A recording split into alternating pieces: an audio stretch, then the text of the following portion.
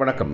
இன்றைக்கி பாண்டியன் ஸ்டோர் சீரியலில் ரொம்ப முக்கியமான சமாச்சாரம் என்னென்னா, இந்த லோன் வாங்குகிற சமாச்சாரம் தான். லோன் வாங்க முடிய மாட்டேங்குது அப்படின்னு சொல்லும்போது, நான் கூட நினச்சேன், பாண்டியன் வந்து ஒருத்தர் நீ ஐபிஎஸ் ஆயிருப்பா, நீ ஐஏஎஸ் ஆயிருப்பா, நீ வந்துட்டு பெரிய ஆஃபீஸர் ஆயிருப்பா அப்படின்னு சொல்லிகிட்டு இருக்கும்போது, நான் கூட யோசித்தேன், சரி கடைசியில் வந்து இந்தடா 20 லட்ச ரூபா காசு போய் வேலையை ஆரம்பி, லோன்லாம் போட வேண்டாம், லோனை எனக்கு திருப்பி கட்டு அப்படின்னு இவர் சொல்ல போகிறாரு அப்படின்னு நினச்சா, அவர் அதை பற்றி பேசவே இல்லை. அப்புறம் எதுக்கு தான் தாண்டி குதிச்சுட்டு பேங்க்குக்கு போனாங்கன்னு தெரியலங்கிறீங்களா?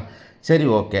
இப்போ வந்துட்டு ராஜி ரொம்ப சோகமாக உட்காந்துருக்காங்க. உட்காந்துட்டு இந்த பொண்ணுகிட்ட பேசுகிறாங்க, நம்ம மீனாட்ட. மீனாக்கா, நான் ஒரு முடிவு பண்ணியிருக்கிறேன். என்ன அது? ஒரு யோசனை சரியான்னு சொல்லுங்கள், என்ன சொல்லுங்கள் அப்படின்னு சொல்லி இப்போ தான் சொல்கிறாங்க. முதன்னு இந்த வீட்டில் அதாவது ராஜியும் மீனாவும், மீனா வந்து ராஜி மேலே எவ்வளோ அக்கறை, மீனா வந்து ராஜிக்காக போய் சொல்கிறது, ராஜி வந்துட்டு மயிலுக்காக போய் சொல்கிறது, ராஜி மீனாவும் சேர்ந்து மயிலுக்காக போய் சொல்கிறது, இதெல்லாம் நடக்கிற ஒரு சமாச்சாரத்தில் நகையை வாங்கிட்டு வந்து இத்தனை நாள் ஆகியும் இன்னமும் மீனாட்ட சொல்லலைங்கிறதெல்லாம், அதெல்லாம் இதுகள்லாம் என்ன ரிலேஷன்ஷிப் வச்சுருக்காங்க அப்படிங்கிறதே எனக்கு தெரியல.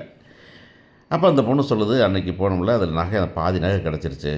அவனை பார்த்தீங்கன்னா எப்படி தெரியுமா, அவனை போய் லவ் பண்ணி தோணுச்சு. சரி சரி, அதை விட்டுட்டியா, வா இப்போ என்ன சொல்லு அப்படின்னா, இல்லை இந்த லோனுக்கு போனோம், லோனில் மாமாவோட வாங்கிடுவான்னு பார்த்தேன், வாங்க முடியல. அதனால் நான் என்ன நினைக்கிறேன்னாக்கா, நான் ஒரு முடிவு பண்ணுறேன். என்ன முடிவுன்னு சொல்லு. அந்த நகை இருக்குல்ல, அந்த நகையை பேசாமல் விற்று அந்த பணத்தை கொடுத்துடலாமான்னு. அது கதிர் ஒத்துக்குவானான்னு, அது பார்த்துக்கலாம், அது அப்புறமா அப்படிங்குது.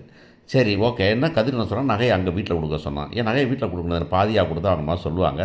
இன்னொன்று வந்துக்கிட்டு, நகை போனது தானே, நான் கல்யாணம் முடிச்சு போனது எனக்கு நகை போட்டிருப்பாங்க தானே, அந்த நகையை வச்சுக்க வேண்டியதான் அப்படின்னு சொல்லுது. சரி, இதை வந்து வீட்டிலேயே சொல்லலாமே, எனக்கு பாதி நகை கிடச்சிருச்சு, இந்த பாதி நகையை வச்சுக்கிட்டு நாங்கள் வந்து பண்ண போகிறோம் அப்படின்னு சொல்லலாம். சரி, நகையை வந்து என்னதுன்னா செலவில் வச்சுக்கிட்டோம்னு சொல்லியிருக்காங்க.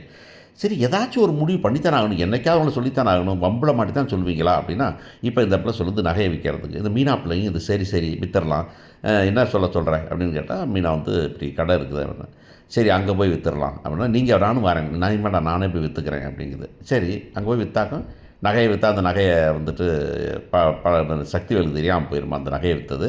அந்த நகை ஏன் நகைன்னு கண்டுபிடிச்சிட மாட்டாங்களா உள்ளூருக்குள்ளார. எவ்வளவு பிரச்சனைகள் இருக்குது, ஆனால் கவனிக்காமல் வந்துட்டு நான் போய் பண்ணுறேன். அப்புறம் அவன் என்ன பண்ணுவேன், ஏன்டா நீ ஏன்டா பிச்சைக்காரத்தை போய் அதனோட பாண்டியா அன்றைக்கி நடு ரோட்டில் என் வீட்டு நகையை வாங்கி நகை செலவழிஞ்சு போச்சுன்னு சொல்லிவிட்டு, நகை கேட்டப்போ இல்லைன்னு சொல்லிவிட்டு நகையை இப்போ வச்சுட்டு ஒன்றா விற்று திங்கிறீங்களா நீங்கள்? உங்களால் விற்க முடியாதுன்னு சொல்லிட்டு அந்த பிள்ளையை விட்டு விற்று திங்கிறியாடாப்பாங்க, அந்த பிச்சை பொழப்பீங்களா, ஊரில் போய் பிச்சை எடுக்க வேண்டியதானடா அப்படின்னு சக்திவேல் கேட்குற நிலைமைக்கு வருமே அப்படிங்கிற ஒரு விஷயத்தையோ, பொண்டாட்டி நகையை விற்று பொழப்பு நடத்துகிறீங்களாம் மனுஷரா நீ அப்படின்னு அவங்க கேட்பாங்களே அப்படிங்கிற விஷயத்தையோ, இதுக்கெல்லாம் வந்து ரொம்ப இவங்க ஈகோ பார்க்குறவங்கிறத எப்படி மறந்துட்டு ராஜி மீனாவில் பண்ண முடியுதுன்னு தெரியல.